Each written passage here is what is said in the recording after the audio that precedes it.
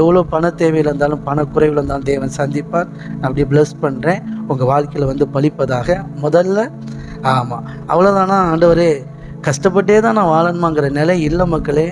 நான் உனக்கு ஃபேவராக தான் இருக்கிறேன், பணத்துக்கு நீ கஷ்டப்பட மாட்டேன், நான் உன்னை நடத்துகிறத நீ பார்ப்ப அப்படின்னு தேவன் உங்களை நடத்துவார். உங்கள் தேவைகளில் வெட்கப்படாமல் உங்கள் தேவையை சந்திப்பார். அடுத்தது ஆண்டவர் கிருபையில் உங்கள் அக்கௌண்ட்டு நிரம்பி வழியும் மீதம் எடுக்கத்தக்கதாக கர்த்தர் ஆசீர்வதிப்பார். கையை தட்டி மாதம் முடிய போது ஆனால் நிறைவாக இருக்கு. அதே போல் உங்கள் மேலே இந்த ஆசீர்வாதத்தை பேசுகிறேன். தேவன் நிறைவாய் உங்களை வைத்திருப்பார். இந்த மாதம் முடியும் போது உங்கள்கிட்ட மீதம் எடுக்கத்தக்கதாக பொருளாதாரம் இருக்கும்.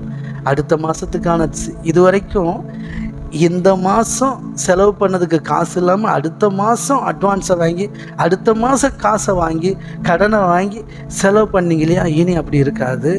இந்த மாதம் மீதி எடுத்து கையை தட்டி புரிஞ்சவங்க உணர்ந்தவங்க இந்த மாதம் மீதி வரும், அந்த மீதி எடுத்து அடுத்த மாதம் போடுவீங்க.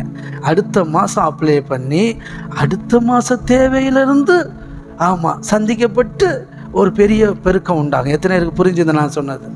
ஆமென். இதுவரைக்கும் நாம் இந்த மாதத்துக்கே ஓட்ட வழி இல்லாமல் கடனை வாங்கி இல்லைன்னா அட்வான்ஸை வாங்கி அடுத்த மாதத்தில் கையை வச்சு இந்த மாதத்தை சமாளித்து தள்ளி விட்டு அடுத்த மாதம் பாதியிலே ஸ்டக்காகி அது கடனை வாங்கி அப்படி போயிட்டு இருந்த காலம் மாறி போச்சு.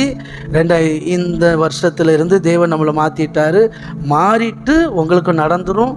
ஆமென். ஆமாம், இந்த மாதம் மீதி எடுத்து அடுத்த மாதம் செலவு பண்ணுற ஒரு அடுத்த கட்ட உயர்வு கர்த்தர் கொண்டு போகிற கையை தட்டி